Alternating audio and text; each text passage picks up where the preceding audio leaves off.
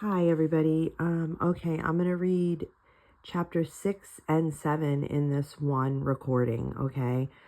Again, I'm sorry, guys, that I'm getting this out later than I wanted to. I hope it's not overloading you guys, but like I said, we have only so much more time left before the end of co-op, so I've got to do 2 chapters a week. If I do 2 chapters every week until the last day of co-op, which is May 13th, I believe, we will be able to finish this book.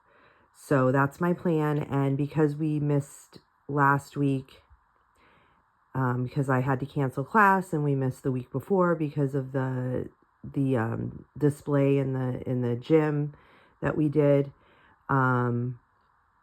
that's why we're doing this. Okay. So anyway, here it goes. This chapter is called The Golden King and the 300. I shall never forget my first sight of Eden Ridge as we came clattering up the final stretch of the old paved Legions Road from the south. We were a sizable band by that time, having joined and been joined by other riders as we went along, men from Strathclyde and the old lost kingdom of Ereheg, all answering the same summons. It was drawing on the sunset of a wild day, with shafts of harsh westering light lancing between the drifting cloud masses of the broken skies. One such lance of light struck suddenly along the whole length of the great ridge and rose ahead of us out of the low, rolling country that washed it round. A moment before, it had been dark and menacing, curiously alive with a life of its own, like a crouching boat, and having nothing to do with the life of men, but in the acid yellow light, the huddled roofs of the walls of the living places sprang out on its flanks and were strung along its crest under a haze of evening cooking fires. And at the western end of the ridge burst upward into a jagged shield boss of rock, crowned with the sour white of lime-washed fortress walls. See, someone said, pointing, Dine Eden. The shaft of light faded, and the sharp-edged ridge sank back into the storm-shadowed countryside, blotted out by a trailing squall of rain. Not long after we came to the place where an unpaved track left the road. I had thought of the Legion's road leading us straight to the Din, but one of the Strathclyde men who had been that way before laughed and said, the Romans did not send their engineers to build their fine straight roads from Chieftain's Hall to Chieftain's Hall. This is the road to one of their frontier forts over the way. Castlium, they used to call it. The trackway here is the royal road of King Mindog. So following the royal road, we came on the edge of dusk to the place where the eastern end of the ridge sank into the level ground almost at the foot of another great hill mass thrusting towards the sky. That is the giant's seat, and the Strathclyde man showing off his knowledge as we passed beneath it. But we were weary with long riding and more interested just then in the huddle of buildings through the track, swooping almost back on itself, seemed to lead up into Eden Ridge, a farmsteading of some kind. Though bigger than any of its kind that I had seen before, the first torches flaring raged at the gateway, smoke rising through thatched roofs, and the general air of the place where food and shelter were to be found. In the gateway we were checked to the trampling halt by a huge man who stepped out into the light between the torches and stood there, leaning on his spear. Who's come? Thydwick, still the senior of our little band, said younger sons in answer to the king's summons. In a good hour are you to come, and the giant with the spear stood aside to let us pass. In the open space amid the farm buildings we dropped from our saddles, and men came running to take the horses. I was doubtful for the moment about trusting my mare, Shadow, to a stranger's care, but the boy who was taking her bridle seemed to know what he was about. And surely the king's stable, the care would be good. I gave her a parting pat on her damp neck, and we went after the rest of our party. There were others who seemed to be of our kind there already. It was unlikely that we would be the first comers. But on that evening their faces were a blur in the torchlight and the spitting rain that was setting in with the dusk. There were men there, women too, whose task seemed to be to give us welcome and tend to our needs. There was a long, hostile hall, new built. I mind the scent and the color of raw new wood and green thatch, and great tubs of heated washing water that smelled of herbs. And fingering its way in from somewhere outside, the fat reek of beef stew. Supper smells good, I said, hopefully to the old woman who was drying my back. She cackled, so it should be, for it is myself had seasoning of it. But it is none of yours, for each night the newcomers of that day feast in the king's mead hall. So by and by, having pulled on the best we had way of change of clothing and huddled on our damp cloaks again over all, we made our way with the men of the king's household who had come to guide us up the mile-long road that led from the royal farm at one end of Eden Ridge to the Din itself, the royal stronghold at the other. People came to the firelit doorways to watch us pass. Some girls mostly called out greetings. The chill of the spring rain was on the back of my neck, and suddenly I caught the wafting scent of wet hawthorn, sweet and unexpected, when a bush leaned out from the back rocks of the defile where the last stretch of road reared upwards to the gate of the king's stronghold. And at the end, growing warm and torchlit out of the wet night, another hall, new built and raw at the lower end, like the longhouse back at the farm, old and long established at the upper, a hall that had been added to, that more men feast in it. What with weariness and the sense of being in a strange world, the whole of the first evening lies tangled in my memory with the confusion of a dream, firelit and harp song and candlelit, as many candles as I have seen in the great churches of the East, making the great hall so lit that in places you could have seen to read a book in it. Colored hangings and fine weapons along the walls, gold everywhere, cups and arm rings, and the hilts of daggers. Even the king's favorite hounds crouched beneath the high table had gold work among the hunting studs on their collars, and crowding faces that shifted and came and went like faces in a dream. Only one thing in the dream stands out real and sharp-edged, and that was at the very beginning, the moment that the horns of the feasting sounded, and the dragon-worked hangings were drawn back from a doorway behind the high seat, and the king came out to us. Mein Dog the Golden, Lord of the Godwin. He came out between two of his household warriors, an arm on the shoulder of each. A man, the wreckage of a man, who must once have been a giant, but had shrunk and withered into himself until his mantle seemed to hang loose on bare bones. And the golden torque and the arm rings of a kingship looked almost too heavy to be borne. His face was yellow in the candlelight, with a bruise-colored eye sockets pushed deep into his head. At first I thought that I was making some kind of stupid mistake, that this must be some aged kinsman of the king, an uncle, or maybe the queen's father, or in another moment the king himself would come through the inner door. But the men on either side of him brought him to the high seat and eased him into it, and the only comers through the door after him were his bard and his champion, and a tall woman with royal gold work on her head, who took the seat beside him. The warriors in the long hall rose to him with a shout, as men greet the coming of their high chief. Gorthrin and the rest of us, maybe half a breath behind the others, and I knew that there was no mistake. The splendid wreck of a man at the high table was the king. So was this not to be a war trail after all, or, if it was, who was to lead us on it? A little later, when the great food platters had been brought in, I went up to fetch Gothrin's portion and bore it to him where he sat among the princes of the Cymrim, and looked questioningly into his face as I set it down, hoping that he would have some idea of the answers. But he looked up and met my gaze and shook his head very slightly. "We shall know all things in due time," he murmured, and reached for an oaten bannock from the red Samian bowl between himself and his neighbor. And indeed, over the next few days, Those of us who were strangers to Dine Eden did come in one way or another to know most of what was there for the knowing. For myself, I gained the answer to many questions and the making clear of much that seemed strange to me in the most unexpected way the next very morning. I had gone into the stable court to make sure that all was well with my mare, Shadow, and there I came upon a merchant overseeing his men as they loaded up his pack ponies for the road. He was standing with his back to me, his shape lost in the muffling folds of the cloak, his head covered by a figrin cap of crimson leather, and it was not until he turned round that I knew for the Fanes of Syracuse.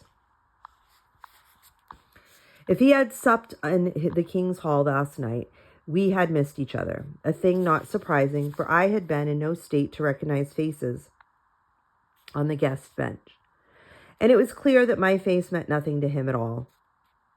In the life of traveling merchants, there must be many faces that come and go and that are forgotten, and I had been 4 years younger when last we met. God's greeting to you, young stranger, he said, and would have turned away. God's greeting to you, Fanes of Syracuse, I said, and he checked, looking at me more closely with those long dark eyes that had looked of a distant places in them. And Gwendend Loban's smithy, he was mending a dagger for you, I added, seeing him trying to remember, a silver hilt like an archangel it had. That would be 4 years ago. He remembered then, and his face ceased into a smile. Prosper, son of Gerontius, these names, guys. Droniatus. There was another boy with you, who I think was more interested in that blade. Con, he is with me still, I said. Oh, but this is the most wonderful to find you here. He laughed. Why, as to that, you should never be surprised to find one of my kind anywhere. But here is maybe the most likely place of all, for the king has a taste for the wares that I bring, and the wealth to pay for them, fine enamel, silk, and sandalwood. We had settled ourselves on the edge of the horse trough to talk more comfortably. And after a few moments, he went on. Besides, this is an old friendship between Minindog and me. I came here first when I was a boy with my uncle, and Minindog was also a boy. He put up a hand to push the crimson leather cap further back from my forehead, and I saw a very thin silvery scar on the olive skin of his wrist, a very old scar left by the sort of nick that boys make when they swear the blood of brotherhood. He turned towards me. So, fair exchange in all things. What is it that you do here? I follow the Prince Gothrin, who comes from Gwynedd to answer the king's summons. We thought it was for a war hosting. Something has made you change your mind. I was silent a little, tracing invisible lines with one finger in the water trough. I did not know quite how to put it. I saw the king in the mead hall last night. Yes, he said guardingly. He was very sick. Yes, he said again. What ails him? An arrow between the ribs from the cattle wars 3 years past. I shook the chill, the bright water droplets from my fingers, and asked the next thing. Then if the gathering is for war, will he mend in time to lead us? Fanes looked back at me. Nobody mends from that kind of sickness. If he had been left to his own physicians, he would have been dead long since. It was only the skills of the queen that saved him, and even she cannot make him a whole man again. We were talking of half-breath, the life of the stable court flowing on around us. I would have liked to know more about the queen's skills. Was she herb-wise like old nurse, like most women who are the mistress of their household? Or was she more, did she have the wisecraft? But that was only idle curiosity, for now there were things that I needed more urgently to know. If it is still war trail, and the king cannot lead us on it, then who? He spreads his hands. Who shall say? If it were some matter of the blues and greens, I would lay my gold on the fosterling. That found a faint echo in my mind from last night. I groped after it. That would be the captain of the Tiulu, the king's bodyguard. I Saradig, his foster son. He has no son of his own then, I asked, none of his own blood to lead us. Keep your voice down, Fane said, but with a hint of a smile in his tone. As to his own blood, the king is much changed by his sickness, but let you look in the fosterling's face, and see if there is not even now a likeness. Above all, look at his eyes. The king has odd eyes, one green, one gray. It does not show from even a little distance, and the fosterlings has them too. That started me thinking of matters that I did not thought of before. That must be hard to be a king and called the Golden, and not be able to buy a strong sword arm or true-born son to follow him.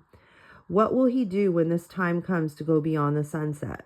For a son to take his place, look to a daughter's husband, I suppose. After all, that has always been the way with the Pictish people beyond the northern wall. As to the strong sword arm, at least his gold will buy him a band of younger sons, with his shield bearers behind them to unleash, when the time comes, against the Saxon hordes. How large a band, I wonder, I said. Would you be knowing? It seems that most things are known to you. The word is for 300. Men such as the mountain princelings, others drawn from his own bodyguard. The rain had cleared in the night, but the great clouds were coming up again in the southeast, spilling across the dark mass of the giant seat like an advancing war host. The Saxon threat seemed much closer here than among any of our own hills. 300 seems not over many, I said at last. There was a silence beside me, and when I looked round, Fanes was watching those advancing clouds. With 300 companions, Alexander won himself an empire, he said. The Spartans held Thermopylae with 300, and with 300, your Arthur turned back to the Saxon tide for 50 years. If the harper's tale be true, there would seem to be certain potency in that number. I said, trying to make it sound light.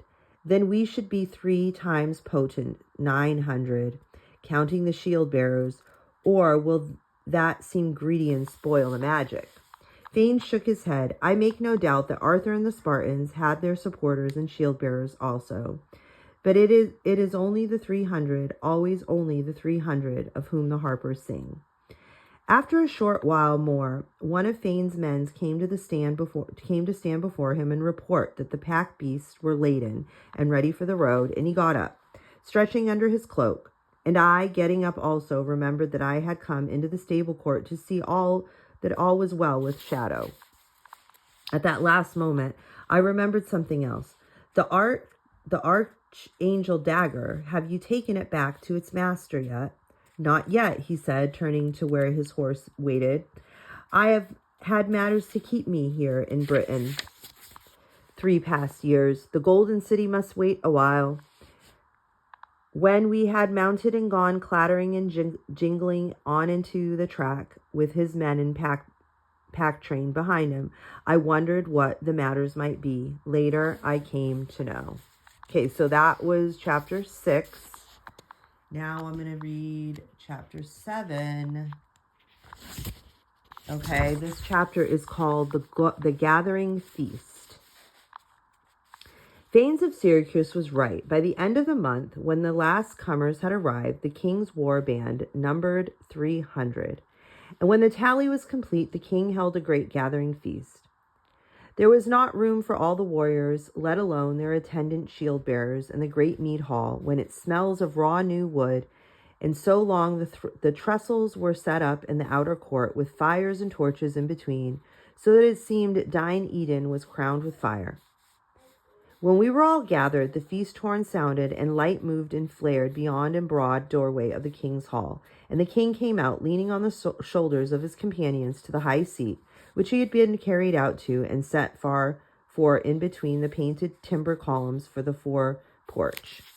The horn sounded again, and the food was borne round from the kitchens and cooking pits behind the hall. Roast suckling pigs and huge joints of deer and cattle meat, swans with their feathers yet upon them, and their wings half spread over the buckler broad dishes on which they rested. We feasted then as for one had never feasted before. Leastwise, the 300 and the men of the king's bodyguard, the Tiulu, feasted as at the long tables, while we, their shield bearers, served them with according to custom. And when they could eat no more, we had our turn, with plenty left for all, and the hounds chewing the bones under the benches, while the harpers told of past heroes, their battles, and their loves. The torch smoke drifted across the darkened sky, and the strong yellow mead, sweet with its bitter aftertaste, gave to all the things a golden glow. When the main part of the feasting was done, Minindog set his hands on the carved four-post of his chair and thrust himself slowly to his feet. The horn sounded for a third time, and I saw him straighten himself, head up like an old war horse at the smell of battle. Then, in the sudden silence, he began to speak to us. God's greetings to you all who come and to answer this summons. To you who come as strangers from all the kingdoms of the north and the west. To you who come only across the fires from the ranks of the Telulu, my own household warriors answering the same call, let you listen to me this night, for I, Minindog of the god Odin, must speak to you now at the outset of the thing that lies before us. He must have had a great voice in his day, a voice for battle like Prince Gothrin's, but then he began to cough, and must needs let himself to be eased back into the seat behind him. And one of those who had followed him from the hall came quickly to his side and stooped close for a word with him, then turned to face the crowded court. By that time I knew him, a lean, dark-skinned man with yellow eyes and yellow teeth and a beak like a bird of prey under a gray, stripped shag of rusty hair. Anrian, the king's bard. Clearly, he knew all the kings would say, and and the thing had been prepared between them, that he might speak for Minindog if need be. The king speaks through my mouth, he said. Hearken now to the words of Minindog the king. He had a harper's voice, a trained storyteller's voice, no voice for a battlefield, but without seeming to raise it, he could make it carry clear across the feasting court. And we listened to him with the silence that would be given to the king. All of you who have ever listened to the harpers in your father's halls, you will know well enough of Arthur Pendragon and his companions, of his 12 great battles, and how he thrust back the Saxon kind so that they came no more for the lifetime of a man. But all this is long ago, and now the Saxon flood comes thrusting in again.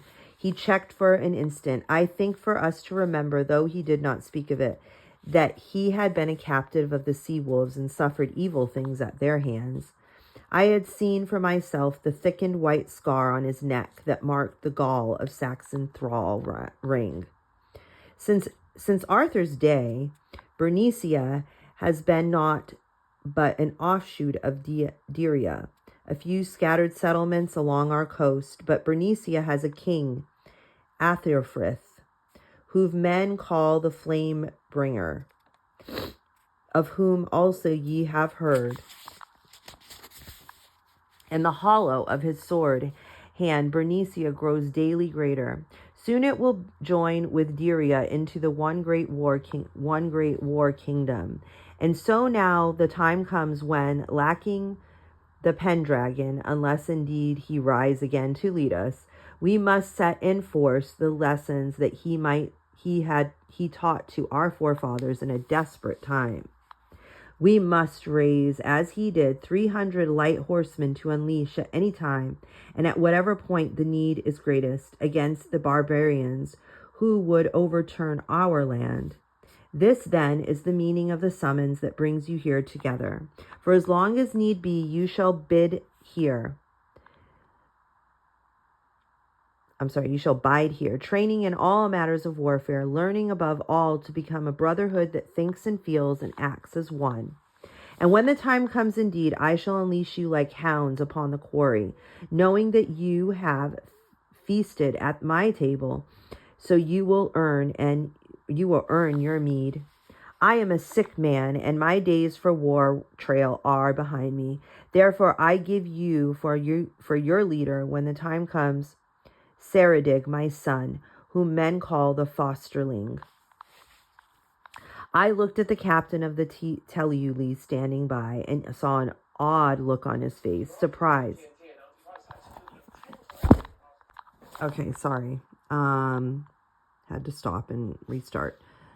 So Tililu standing by and saw an odd look on his face, surprise, and a sort of bitter inward turning laughter, and guessed that although the thing was indeed common knowledge, it was maybe the first time that the king had formally acknowledged his briar bush son before all of them. But Anrian was still speaking and still in the king's words. One last thing I have to say. On a certain day, the hero Cuchulainn, oh my gosh, these names. He seemed obsessed by ancient legends and past heroes. Learned from the druid kind that any boy who chose to take the honor and gain his manhood on that day would come to be such as one as the harpers sing of round the fires for 1,000 years, but that he would not live to see the first white hair in his beard. Cuchulainn chose to take honor on that day. If you take honor from my hands here and now, you also will become such as one as the harpers sing of. But it may be that you will not count your first white hair. It is only right that you should know this before you make your choice. This evening we have feasted all together, and with the feasting done, any who wish it shall ride away. There shall be no shame. I shall choose out others to fill the empty places, that is. But if you make the choice to become my men in this, then here and now you shall take the great oath to keep faith with me and with each other, and after that there be no turning back with honor. Anrian's voice fell silent, and he looked towards the king, and the king nodded and made a small gesture of finis with one gaunt hand. No one moved, and no one slipped away from the shadows. Only a dog snarled softly over a bone, and a knot in one of the pine torches spatted sharply into the silence, and far off along the town ridge a child began to cry. We took the oath then, sitting at the tables around the fires, warriors and shield bearers alike, and though I think that in truth it was meant only for the binding of the 300, the great oath, which is the same through all the kingdoms, among all tribes and clans of Britain, for it is older than clans and kingdoms. If we break faith with you, may the green earth gape and shallow us. May the gray sea rolls in and overwhelm us. May the sky of stars fall upon us and crush us out of this life forever. It is done, and it is well done. So do I count you all henceforth as sons of mine, and said Minindog, speaking again for himself. His voice was dry and grinding in his chest, but the words came out clear enough for all of us. Then came the next thing. He made a sign to the men of his household standing by, and the trestle boards of the high table were drawn away, and the great kists of carved and painted wood were brought from the hall and set before him. And at his word they opened, and the swords that they contained were lifted out and freed of their wrappings of oiled linen. Great swords, some of them new from the smith's hands, some ancient and curiously wrought, hilts with gold work, blades of fine blue watered steel.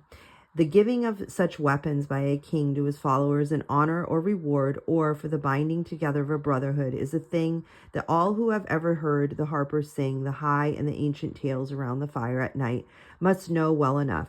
But I had never thought to see such a sword giving in the world of my own day. It was like watching part of some half-lost hero tale, something that belonged to an older and darker and more shining world than mine. There were no fine swords for the shield bearers, of course, nor did we expect it.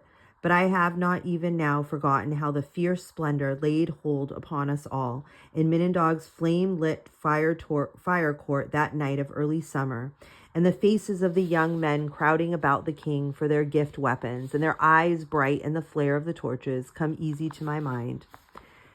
I have but to close my eyes to see them passing, the men I came to know, the princes of Cimera, Mad Dog of Little Elmet, Morian the Puridur, Big Fair Gurant from the far south, Tidflick the Tall, Gwynenba, who, so he claimed, had once killed a wolf with his naked hands, Cyan and Sinri and Sinran, who were the not strangers and incomers like so many of us, but sons of Kleino, who in his lifetime had been the king's judge, and who had crossed over from the ranks of Telulu. At each came up, Minindog laid a gaunt hand for an instant on the hilt of each sword, in token that it was a gift before the captain in the graybeards of his household bestowed it on its new master, until after a long while the kiths were empty and none of the new brotherhood lacked a sword. I mind Gothrin coming back to this place at one of the long side tables, bearing an old sword and gold wires braided around the grip of an aged blackened ivory, and a curling wave break pattern engraved along the blade.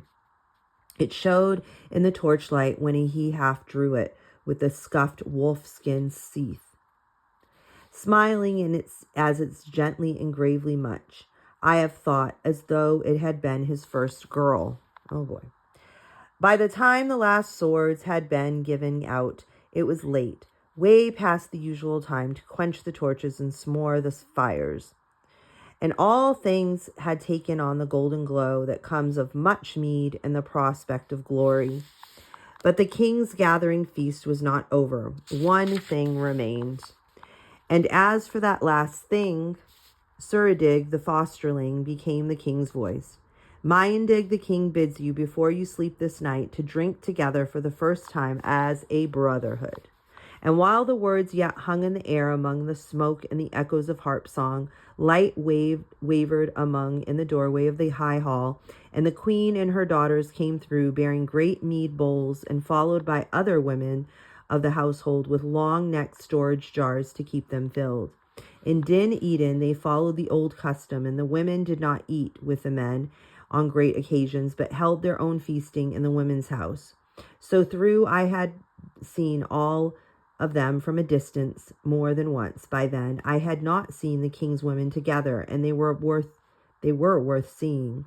The queen herself, spear tall, with a strong, quiet face, and gold work on her neck and arms, and apples of gold hanging at the ends of her braided hair.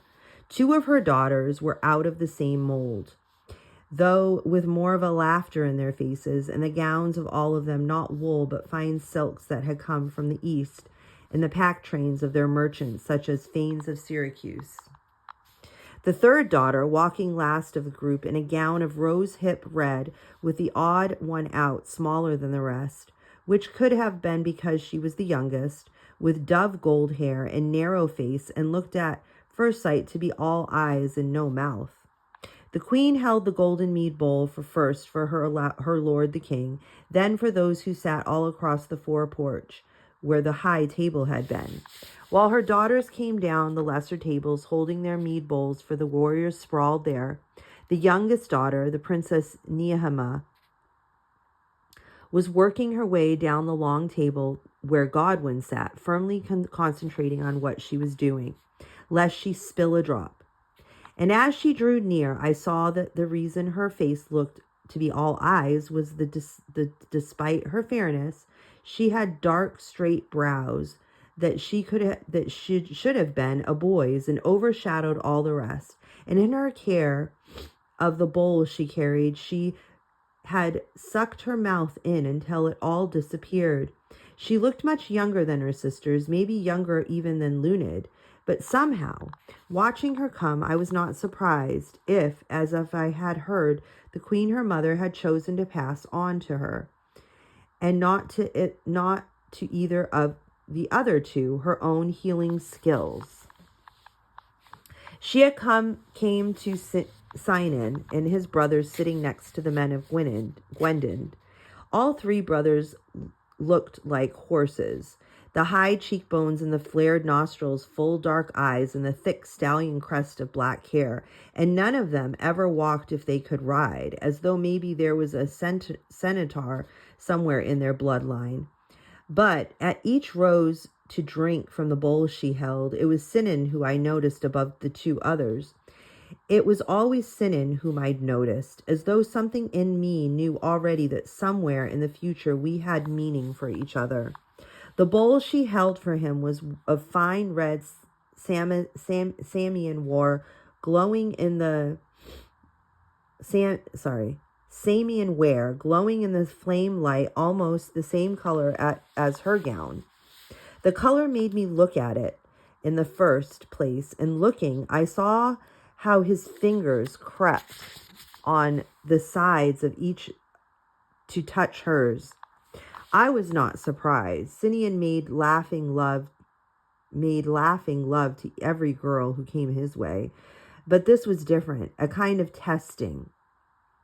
And the look on their faces, glimpsed against the blue-shadowed and flame-fingered night, was different too, and the look of old friends sharing a secret and maybe a jest. It was a very belonging look, and for the moment it made me think of Con and Lunid and me. Then Sinan bent his head to drink from the tipped bowl, and after the Lady Niamh passed on to the tall, on Gwenabai the Gothrin, who was still so busy dandling his sword that he scarcely realized that she was even there, until she stood close to him and his neighbor jabbed him in his ribs. And in a short while after came the end of the king's gathering feast. Okay, guys, so that is the end of that chapter. So, again, I know, I'm sorry, I'm like getting over this stupid cold. I know that this is a bit much, so just, don't stress out about it. We will all be going over it all together. I will be recapping everything tomorrow in tomorrow's class, because I know it's kind of a lot to take in. So no stress. Okay. Just just listen and do your best you can to put a little bit of a summary in your notebooks, and I will see you guys tomorrow. Okay. So blessings, guys.